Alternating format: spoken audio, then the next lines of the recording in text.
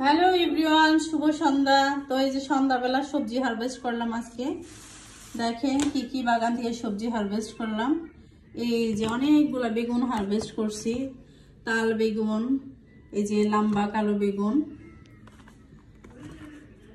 দেখতে পাচ্ছেন, অনেকগুলা বেগুন হারভেস্ট করছি। আর এই যে আমার গাছের নতুন টাটকা শসা হারভেস্ট করলাম, অনেকগুলা শসা হারভেস্ট করছি। এই যে পাশাপাশি এই যে লেবুগুলা পেকে যাচ্ছে, অনেকগুলো লেবু উঠাইলাম।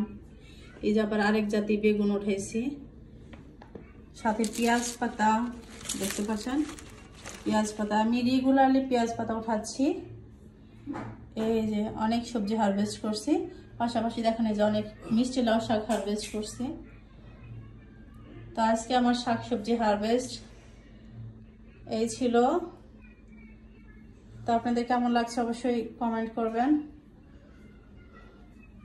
আমার শাকসবজি হারভেস্ট দেখে আপনাদের যদি একটু উৎসাহ হয় অবশ্যই বাগান করবেন। আমার মতো এরকম ফরমালিন মুক্ত শাকসবজি খাবেন, ভালো লাগবে।